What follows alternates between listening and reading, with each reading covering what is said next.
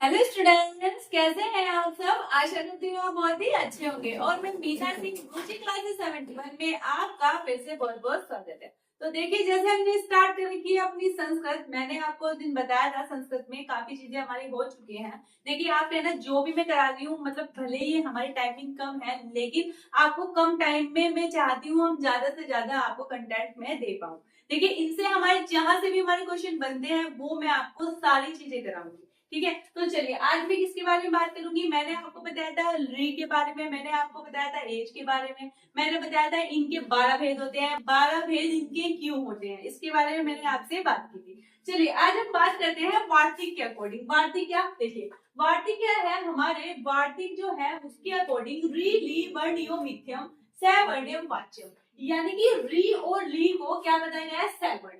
सवर्ण मतलब समान वर्ण माना गया है। समान वर्ण के कारण अगर इन टोटल को मिला देते हैं दोनों को, तो पूछते हैं इन दोनों के मिलाकर हमारे कितने भेद होते हैं। तो दोनों के मिलाकर अगर मैं भेद की बात करूं, क्वेश्चन हमारा बनता है यहाँ पर वार्तिक के अनुसार री ली के कितने भेद होते हैं।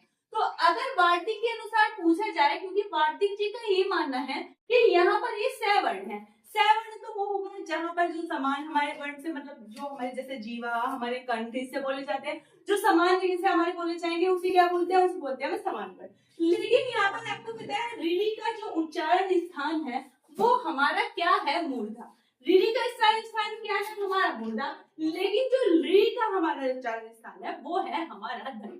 तो फिर ये सवर्ण कैसे हुए, तो यहाँ पर बात ये आती है। लेकिन इन्होंने कहा नहीं, वार्तिक कहती है कि नहीं, क्या है ये, क्या है, री ली को परस्पर सवर्ण संज्ञा कही जाएगी। इनका मानना है, जैसे देखिए दोनों एक सेम से दिखते हैं तो इनका मान लिया इन्होंने समान वर्ण है, और जब समान वर्ण है तो क्या होगी, दोनों की संख्या एक ही मान ली जाएगी, एक ही मान ली जाएगी। अब देखिए मैंने आपको बताया है रीढ़ी के, यानी कि जो हमारे स्वर होते हैं उनके मैंने आपको जो भेद बताए वो 18 होते हैं। ठीक है, उसमें लेकिन हमारे लिवि के 12 भेद होते हैं।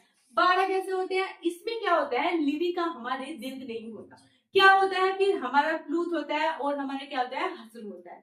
क्वेश्चन यही बनता है कि लिरी के कितने भेद होते हैं, 12, या फिर आपसे पूछेगा लिरी में कौन सा भेद नहीं होता, तो लिरी का हमारे दीर्घ नहीं होता, तो उसके अकॉर्डिंग यहाँ पर हमारे 12 भेद बनते हैं। अब इन्होंने इसे सवर्ण कहा है, सवर्ण मतलब जो समान दिखाई दे, तो यहाँ पर क्या हुआ, यहाँ पर 18 होते हैं हमारे लिरी के और 12 हो जाते हैं हमारे के, 18 होते हैं हमारे लिरी के और 12 हो जाते हैं लिरी।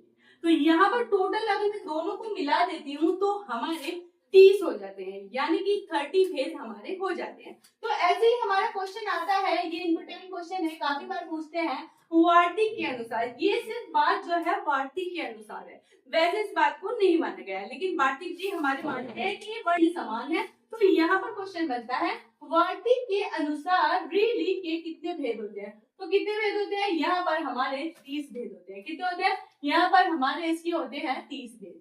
समझ गए आपको कैसे होते हैं 30, क्योंकि इन्होंने इसे सवर्ण माना है। चलिए तो बात हुई इतनी क्लियर, यहाँ से हमारा क्वेश्चन बनता है, इसलिए ये इंपोर्टेंट बात है, आपको याद रखनी है। बात करते हैं अब हम प्रयत्न के बारे में। प्रयत्न हमारे होते क्या है, प्रयत्न का मतलब प्रयास, यानी जिन वर्णों को बोलने में हम प्रयास करते हैं, या तो उसके बाहरी उससे करेंगे, या फिर अंदरूनी भीतरी रूप से बोलेंगे, या बाहरी से बोलेंगे, उसे क्या बोलते हैं, उसे बोलते हैं हम यत्न। देखिए परिभाषा, जिन वर्णों को उच्चारित करते समय हम अपने मुख से जो प्रयास, या तो प्रयास या प्रयत्न करते हैं, उन्हें हम क्या कहते हैं, उन्हें हम यत्न कहते हैं या फिर प्रयत्न कहते हैं। ठीक है, हम जिन वर्णों को बोलते समय उनके प्रयास से प्रयत्न करते हैं, उन्हें क्या कहते हैं, हमें प्रयत्न या यत्न कहते हैं। अब देखिए जो क्वेश्चन ये आता है, प्रयत्न हमारे कितने प्रकार के होते हैं, यानी कि प्रयत्न के हमारे कितने भेद होते हैं। तो यहाँ पर प्रयत्न के हमारे 2 भेद माने गए हैं। कितने माने गए हैं, 2। एक क्वेश्चन ये बनता है प्रयत्न के भेद कितने होते हैं। कभी कभी परिभाषा में आपसे पूछ ले तो ये बन जाती है, जिन वर्णों को उच्चारित करते समय हम अपने मुख से जो प्रयास या प्रयत्न करते हैं उसे हम क्या कहते हैं, उसे हम कहते हैं यहाँ पर प्रयत्न या फिर यत्न, कुछ भी कह सकते हैं। बात करते हैं किसके भेद होते हैं, तो यहाँ पर इसके 2 भेद होते हैं। फर्स्ट हमारा अभियांतर प्रयत्न या फिर अभियांतर प्रयत्न। अभियांतर यत्न मतलब क्या होती है, जब हम बोलते समय वर्णों को भीतरी रूप से बोले जाएंगे, भीतरी प्रयास किया जाएगा, तब उसे बोलते हैं हम अभियांतर प्रयत्न। सेकंड की बात करूं, यहाँ पर आता है हमारा बाह्य यत्न। बाह्य यत्न यानी कि बाहरी प्रयास। जब हम जिन वर्णों को बोलते समय हम क्या होते हैं बाहरी मुख से उसका उच्चारण करेंगे, वहां पर क्या हो जाएगा हमारा बाहरी यत्न या फिर बाह्य प्रयत्न। बात करते हैं अब देखिए यहाँ पर जो हमारे अभियांतर प्रयत्न है, अभियांतर यत्न है, उसके हमारे कितने, पहले तो उसकी डेफिनेशन ही जान लेते हैं। अभियांतर मैंने आपको बताया यानी कि भीतरी मुख से। देखिए जिन वर्णों को उच्चारित करते समय हम क्या करते हैं, हम अपने मुख के भीतरी भाग से जो प्रयास करते हैं, मुख के अभियांतर का मतलब भीतरी है, यानी कि मुख के भीतरी भाग से हम जो प्रयास करेंगे उसे हम क्या बोलेंगे, उसे हम बोलेंगे यहाँ पर अभियांतर प्रयत्न। ठीक है, अब ये क्वेश्चन आता है अभियांतर प्रयत्न कितने प्रकार के होते हैं, तो ये भी हमारे 5 प्रकार के होते हैं। सबसे पहले याद रखिएगा प्रयत्न क्या है, ठीक है, जिनको बोलते समय वर्णों को उच्चारित करते समय मुख से हम जो प्रयास करते हैं वो क्या है, हमारा प्रयत्न है। फिर बात की जाती है कितने प्रकार के होते हैं, तो 2 प्रकार के होते हैं। कौन कौन से होते हैं, तो फर्स्ट नंबर पे आता है हमारा अभियांतर प्रयत्न। सेकंड की बात करूं तो ये था हमारे बाह्य प्रयत्न। अभियांतर का मतलब क्या होता है, भीतरी प्रयास करना, और हमारा क्या होता है बाह्य का होता है बाहरी प्रयास करना बोलने वर्णों को बोलते समय। अब देखिए अभियांतर यत्न में क्या होता है, अभियांतर यत्न के प्रकार पूछे हैं तो कितने होते हैं, हमारे 5 प्रकार। अब 5 प्रकार के होते हैं, मेन चीज बहुत ज्यादा इंपॉर्टेंट, इनसे हमारे बहुत ज्यादा क्वेश्चन बनते हैं। अब देखिए क्वेश्चन बनते कैसे, चलिए देख लेते हैं। सबसे पहले नंबर पे आता है स्पष्ट। ठीक है, क्या होता है स्पष्ट बोलते हैं ऐसे। स्पष्ट यानी कि इसमें कौन से वर्ण आएंगे, मैंने कहा आपको अभियांतर प्रयत्न के कितने होते हैं, मेरे 5 होते हैं। पहले नंबर पे मैंने आपको बताया स्पष्ट। स्पष्ट में हमारे कौन से आएंगे, स्पष्ट में आते हैं हमारे यहाँ पर स्पर्श व्यंजन। कौन से आते हैं, स्पर्श व्यंजन। अब स्पर्श व्यंजन क्या होते हैं, देखिए स्पर्श व्यंजन वे होते हैं जब जिनको बोलते समय हमारे जीवा यहाँ पर हमारे इसके गले, हमारे मुर्दा, दंत, इन सबको होस्ट, इन सबको टच करते हुए जो बाहर निकलती है उन्हें बोलते हैं हम स्पर्श व्यंजन। यानी कि मुख के किसी भी भाग को जहां से वो टच करेगी वो हो जाएंगे हमारे स्पर्श व्यंजन। स्पर्श व्यंजन हमारे का से लेके माँ तक होते हैं। कितने होते हैं, का से लेके माँ तक। इनकी संख्या की अगर मैं बात करूं तो यहाँ पर कितने होती है, 25। क्वेश्चन ये भी बनता है स्पर्श व्यंजन कितने होते हैं, तो हमारे 25 होते हैं। बात करते हैं यहाँ पर देखिए स्पर्श पूछा जाए तो हमारे स्पर्श व्यंजन होंगे का से लेके माँ तक होते हैं, जिसमें क्या आ जाएंगे कवर्ग, चवर्ग, टवर्ग, टवर्ग और हमारे पवर्ग आ जाएंगे। और ये इनकी संख्या की बात पूछ जाए तो हमारे क्या हो जाते हैं 25। सेकंड की बात करूंगी आपसे ईषद स्पृष्ट। स्पृष्ट पहले नंबर पे, सेकंड पे आ गया हमारा ईषद स्पृष्ट। यानी कि ये क्या करते हैं, जो मुख को टच करते हैं वो थोड़ा स्पर्श करते हैं, यानी कि बिल्कुल अच्छे से स्पर्श नहीं करता है, थोड़ा टच करेगा तो क्या हो जाता है, वो आते हैं हमारे ईषद स्पृष्ट में हमारे आते हैं यर्ण। यानी कि क्या आते हैं हमारे अंतस्थ व्यंजन। कौन से, अंतस्थ व्यंजन आते हैं। अब अंतस्थ व्यंजन हमारे होते कौन से हैं, तो ये या व र। अगर आप इन्हें कह सकते हैं, आप इन्हें अर्धस्वर भी कह सकते हैं। क्या कहते हैं हम इन्हें, हम इन्हें कहते हैं अर्धस्वर। क्या कहते हैं, अर्धस्वर। तो दोनों ही इनके नाम है। तो यहाँ पर ईषद स्पृष्ट की मैं अगर आपसे बात करती हूँ तो क्या होता है, एक तो यहाँ पर थोड़ा सा हमें स्पर्श करेगा, ऊपर से क्या होगा, यहाँ पर कौन कौन से वर्ण आएंगे ईषद स्पृष्ट में, यण वर्ण आएंगे। यण में कौन से आते हैं, य व र आते हैं। इन्हें क्या बोलते हैं, इन्हें बोलते हैं अंतस्थ व्यंजन। और इनकी संख्या कितनी होती है, तो संख्या होती है इनकी 4। कोई बात नहीं के लिए तो 2 पार्ट हो चुके।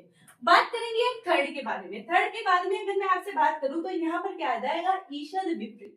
यानी कि ईषद विपरीत क्या होते हैं, इनमें क्या होता है थोड़ा मुख का खुलना, मतलब जो मुख खुलता है वो थोड़ा खुलता है। देखिए एक में एक ऊपर की तरफ और नीचे की तरफ थोड़ा खुलता है, वो होते हैं हमारे कौन से, वो होते हैं हमारे यहाँ पर शल। शल किसे कहा जाता है, शल आप कहते हैं ऊष्म व्यंजन को। किसे कहते हैं, ऊष्म को। ठीक है, अब ऊष्म होते कौन से हैं, तो श, श, स, ह।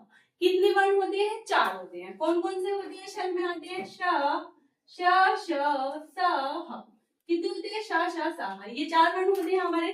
तो इनकी बात की जाए ईषद विपरीत में कौन से आते हैं, तो शल वर्ण आते हैं। कौन से, इन्हें क्या कहा जाता है, ऊष्म व्यंजन कहा जाता है। संख्या कितनी होती है, संख्या होती है इनकी हमारी 4। कोई इतनी बात नहीं है। चलिए अब बात कर लेती हूँ, 4th नंबर पे आता है हमारे विपरीत। विपरीत में क्या होते हैं, मुख का पर्याप्त खुलना, यानी कि मुख जो खुलेगा अच्छी मात्रा में खुलेगा, पर्याप्त खुलना। ठीक है, इसमें कौन से आते हैं, हमारे अच आते हैं। अच को हम क्या कहते हैं, अच को कहते हैं हम स्वर। क्या कहते हैं, अच को हम स्वर कहते हैं। बताया था मैंने आपको स्टार्टिंग में, अच को कहते हैं हम स्वर। व्यंजन को क्या कहते हैं, व्यंजन को कहते हैं हम हल। तो यहाँ पर देखिए स्वर क्या है, यहाँ पर अच बताया गया है स्वर ए ई उ री ली ए ओ आई ओ। ये सारे क्या है, संस्कृत में हमारे स्वर कितने हो जाते हैं, संस्कृत में हमारे स्वरों की संख्या कितनी है, 9। तो यहाँ पर अगर आपसे पूछे विपरीत में कौन से आते हैं, तो विपरीत में हमारे अच आ जाएंगे, यानी कि सारे स्वर आ जाएंगे जिनकी संख्या होती है हमारी 9। और इनको बोलते समय क्या होता है, मुख पर्याप्त मात्रा में खुलता है। बोल के देख लीजिए, जैसे ए आ थोड़ा सा ज्यादा मात्रा में खुलता है तो वो क्या होते हैं हमारे स्वर, उसे विवृत कहा जाएगा। 5वें नंबर की अगर मैं आपसे बात करूं तो आते हैं समृत। समृत होते क्या है, मुख का सामान्य रूप से खुलना।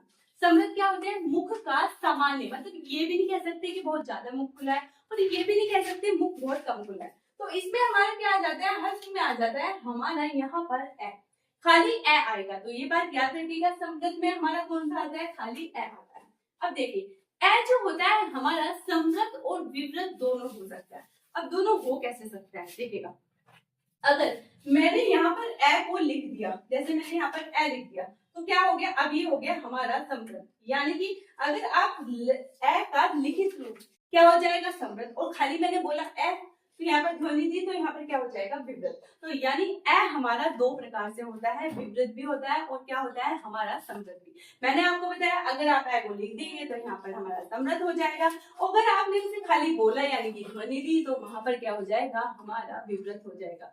तो अभियांतर पद्धति के हमारे ये 5 पार्ट थे, एक बार रिपीट कर लेते हैं। यहाँ पर देखिए पहले में स्पष्ट आएगा, स्पष्ट इसमें क्या होगी, स्पष्ट बोलते हैं, स्पष्ट व्यंजन आएंगे, 25 होते हैं हमारे, ठीक है, और संख्या इनकी होती है काल से लेके मात्रा की आते हैं। फिर ईशद स्पष्ट क्या होते हैं, थोड़ा स्पष्ट करते हैं हमको। ईशद स्पष्ट में हमारे यण व्यंजन आते हैं, या ललावा आते हैं, इन्हें अंतस्थ व्यंजन बोलते हैं और संख्या कितनी होती है, 4, अर्धस्वर भी इन्हें कहा जाता है। बात करते हैं ईशद विवृत की। ईशद विवृत में हमारा थोड़ा मुख खुलता है और कौन से आता है ईशद विवृत में, हमारे शल व्यंजन आते हैं, जिन्हें क्या कहते हैं, उच्च व्यंजन भी हम कहते हैं।